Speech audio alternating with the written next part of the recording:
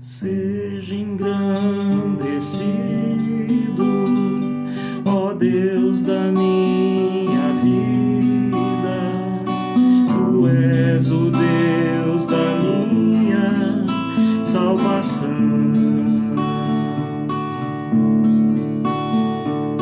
És a minha rocha, a minha fortaleza. Meus lábios sempre te exaltarão. Aleluia.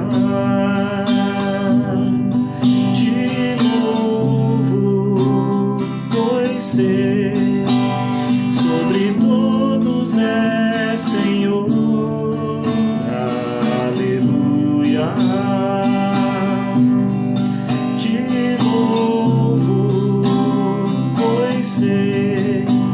Sobre todos é Senhor. Aleluia,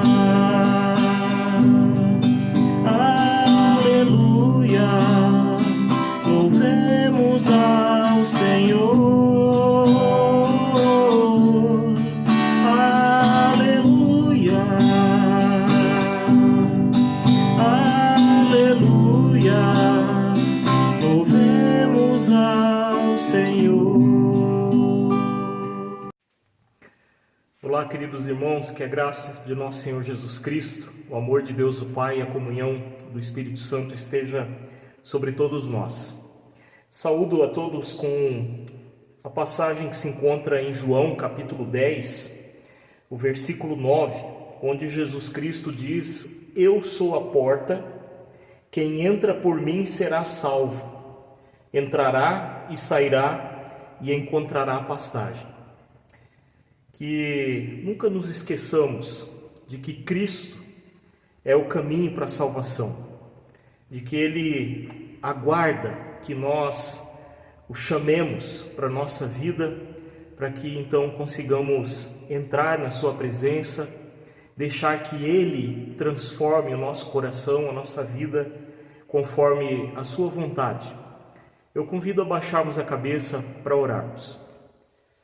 Pai querido, como é bom podermos entender e ouvir que Tu enviaste o Teu Filho Jesus Cristo para nos salvar, para nos mostrar o caminho certo para a salvação.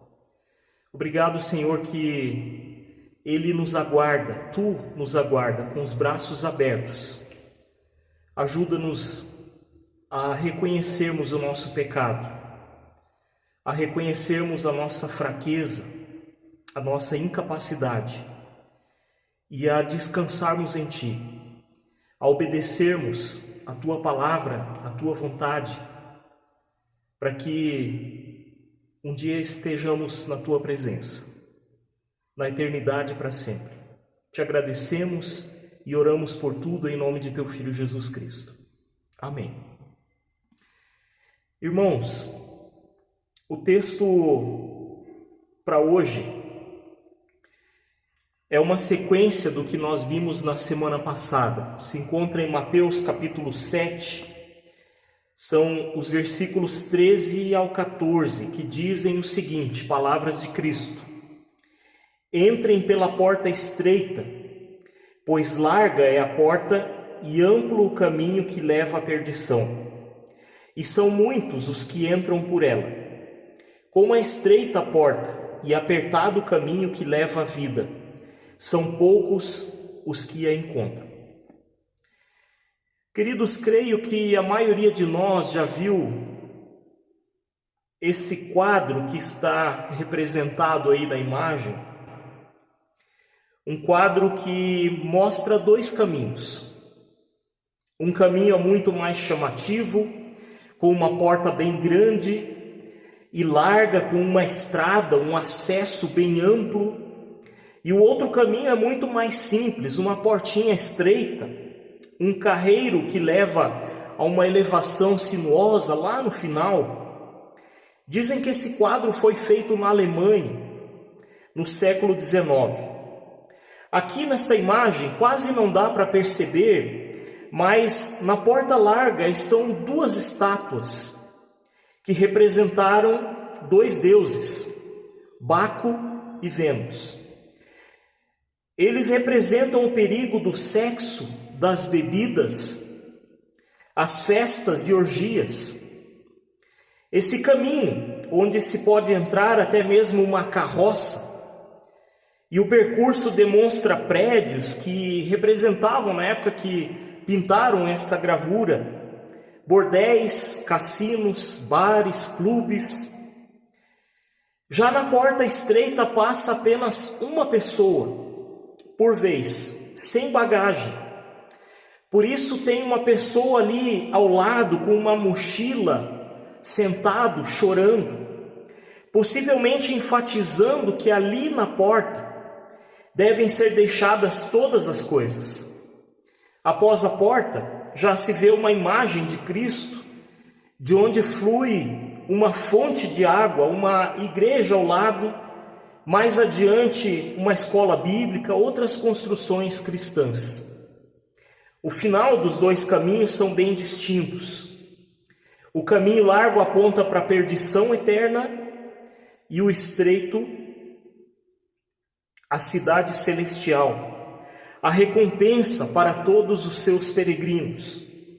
Outra coisa que a gravura expressa são várias pontes ao longo dos dois caminhos. O autor desse quadro quer demonstrar que enquanto há vida, há possibilidade de arrependimento, de mudança de caminho.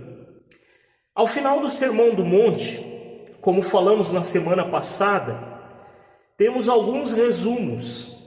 A regra de ouro, que falamos no domingo, façam aos outros o que querem que lhes façam, e agora essa afirmação. Existem apenas dois caminhos. Irmãos, essa passagem é muito simples, mas ao mesmo tempo muito profunda, séria. Jesus Cristo está afirmando que existem apenas duas portas, dois caminhos em nossa vida. Um parece muito agradável e atrativo, mas leva ao sofrimento eterno. E o outro caminho é estreito, menos atrativo agora, mas que conduz à vida eterna. E a constatação final de Jesus Cristo é muito incômoda. Muitas pessoas não encontrarão o caminho certo, ou escolhem a outra opção. Não podemos nos esquecer de que isso está sendo dito no fim do Sermão do Monte, onde Cristo interpreta os mandamentos e aponta uma vida diferente de uma mera religiosidade sem sentido.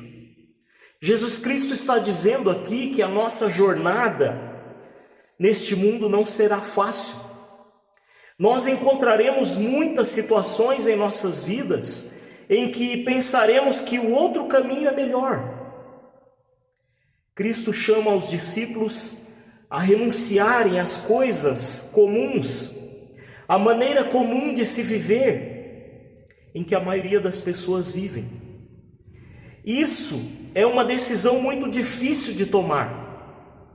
Agir e pensar de forma diferente do que a maioria das pessoas pensam não é tão simples. É ter um novo e diferente conceito de viver. Foi isso que Cristo falou e ensinou ao Sermão do Monte. Jesus chama seus discípulos a uma inversão de valores.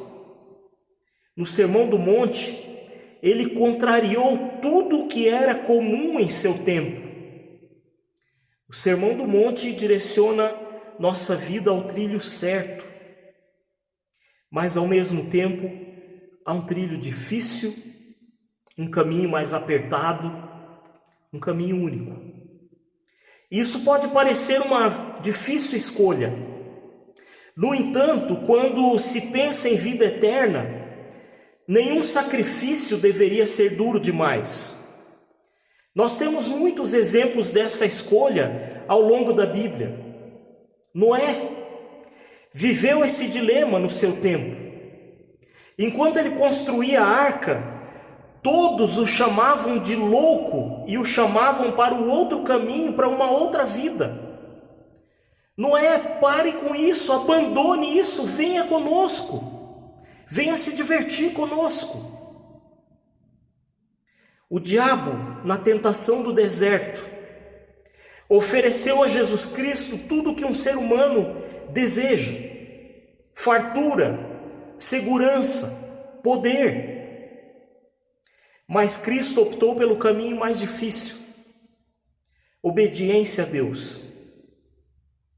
Uma multidão que seguia Cristo, maravilhada com seus ensinos, com seu milagre, com a sua autoridade e poder, quando confrontadas com o fato de que deveriam se alimentar apenas dele e de sua palavra, ou seja, andar em obediência, disseram: isso é duro demais, e o abandonaram. Ficaram apenas os 12. No Salmo 73, nós encontramos um relato de alguém que, olhando para as pessoas do caminho largo, achou que elas sim eram felizes, que elas tinham uma vida prazerosa. Como deve ter se sentido Abraão saindo sozinho de sua terra, do meio dos seus parentes, da sua segurança, para seguir a Deus.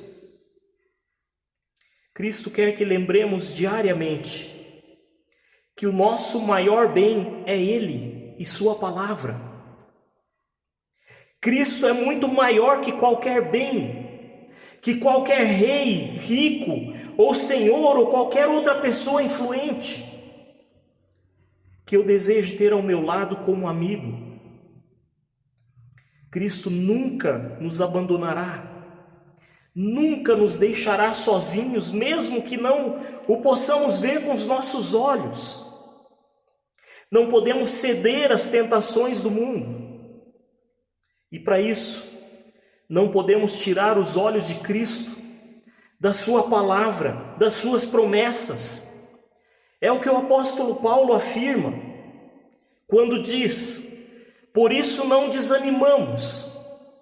Embora exteriormente estejamos a desgastar-nos, interiormente estamos sendo renovados dia após dia, pois os nossos sofrimentos, leves e momentâneos, estão produzindo para nós uma glória eterna, que pesa muito mais do que tudo isso.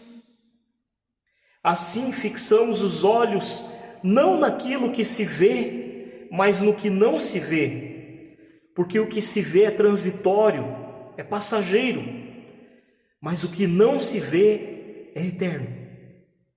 2 Coríntios 4, 16 a 18. A vida fácil, a porta grande e bonita, a estrada larga e aplainada leva à perdição. A vida que não condiz com as palavras de Jesus Cristo levam à perdição e ao sofrimento. E queridos, vamos encontrar muita oposição por seguirmos a Cristo e a sua palavra, mas somos chamados a permanecermos firmes. Muitas vezes acharemos que a porta larga, que o caminho largo é melhor, mais bonito, mais atraente, mas devemos nos lembrar que se quisermos a presença do Criador, do Pai, do bom pastor, é pela porta estreita, pelo caminho estreito que nós devemos andar. É lá que Ele está. É por meio dessa porta estreita e caminho simples que nós encontraremos o lugar bonito, grande e amplo, a cidade celestial. A porta estreita é sinônimo de que é muito difícil resistir, lutar contra a nossa própria carne, contra os nossos desejos. É muito difícil confiar e obedecer ao Senhor, amar o próximo, levar uma vida disciplinada. Isso exige de nós uma vida de entrega. E somando-se a tudo isso, essa luta que ocorre dentro de nós mesmos, ainda por cima o diabo nos persegue, nos calunia, mas devemos nos firmar no seguinte: Deus está ao lado daqueles que optam pela porta estreita. Deus está ao lado daqueles que se entregam em obediência a Ele. Ele caminha conosco. Ele nunca nos abandonará. Se nos atermos tão somente à Sua palavra, a palavra de Deus, e nos deixarmos guiar por ela, chegaremos à Cidade Santa. Deus nos ajudará com seu Santo Espírito a vencermos os nossos maus desejos, ao mundo, ao diabo. Foi assim que Cristo venceu na tentação do deserto, deixando-se guiar pela palavra do Senhor, do seu Pai, do nosso Pai. Queridos irmãos, diante das dúvidas, temores que assolarem nossos corações, lembremos, Cristo e seu exército celestial estão ao nosso redor, nos acompanham por todo o caminho, e mesmo que não vejamos, não somos as únicas pessoas, não seremos. Também nesse caminho existem muitas pessoas que tomaram a decisão de andar com Cristo, de passar por essa porta e andar nesse caminho proposto pelo Senhor. Não desanimemos de andar, de obedecer ao Senhor. Ele mesmo nos promete força para passarmos pelas tentações, desânimos que nós viermos a enfrentar. Como Cristo mesmo afirma: venham a mim todos os que estão cansados e sobrecarregados, e eu vos aliviarei. Tomem sobre vocês o meu jugo, aprendam de mim, que sou manso e humilde de coração, e vocês encontrarão descanso para suas vidas, pois o meu jugo é suave, meu fardo é leve. Mateus capítulo 11, versículos 28 a 30. Que nos abracemos a Cristo e a sua palavra, para andarmos por esse caminho, um caminho que vale a pena seguir, porque Ele garante a nós a coroa da vida eterna. Nos entreguemos a esse caminho, a esse Senhor. Que a paz de Cristo esteja sobre todos nós. Amém. Eu convido a baixarmos a cabeça e orarmos. Senhor, obrigado, porque Tu és a porta que se abre quando nós batemos, que nos acolhe e que nos conduz à verdadeira vida, a vida que dá sentido, que tem sentido. Obrigado, Senhor, por tantas pessoas que tomaram essa decisão e deixaram esse exemplo a nós, de firmeza, de entrega, de confiança e obediência a Ti. Ajuda-nos a nos mantermos contigo. Clamamos, Senhor, que guarde e proteja todas as pessoas que estão enfermas e abatidas. Clamamos, Senhor, pela vida da Rosália, da Iraci. Clamamos, Senhor, que continue sustentando, guardando e protegendo essas queridas irmãs, também Dona Rita, curando e restabelecendo a sua saúde. Cuida, Senhor, de todas as pessoas que estão entristecidas, enlutadas. Lembramos da família da Lucélia, lembramos das famílias lá de Petrópolis que estão enlutadas. Que a tua bondosa mão esteja cercando a cada um. Ajude e conceda a tua força. Guarde as pessoas que estão acamadas, precisando, Senhor, da tua bondosa mão. Lembramos da dona Traude, lembramos da dona Moça. Sabes também as dificuldades que essas queridas irmãs têm enfrentado. Cerque-as com os teus braços de ternura. E aquilo, Senhor, que não conseguimos lembrar e expressar em nossas palavras, incluímos na oração que tu nos ensinou. Pai nosso que estás no céu, santificado seja o teu nome. Venha o teu reino, seja feita a tua vontade, assim na terra como no céu. O pão nosso de cada dia nos dá hoje, perdoa-nos as nossas dívidas, assim como nós também perdoamos aos nossos devedores, e não nos deixes cair em tentação, mas livra-nos do mal, pois teu é o reino, o poder e a glória para sempre. Amém. Que a paz de Cristo esteja sobre cada um, que Ele nos guie, nos tome pela mão e nos ajude nessa estrada que nós temos pela frente. Fiquemos na paz do Senhor. Amém. Jesus, tu és um rio de vida que corre do trono de Deus. Jesus, tu és o que eras e o que há de vir.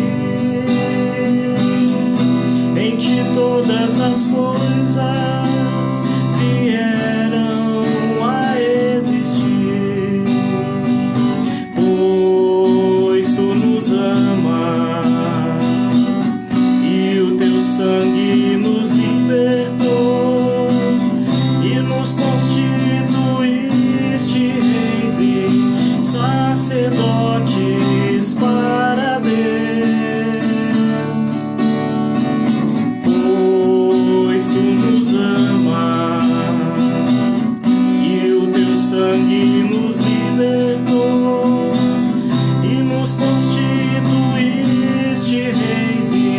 Sacerdote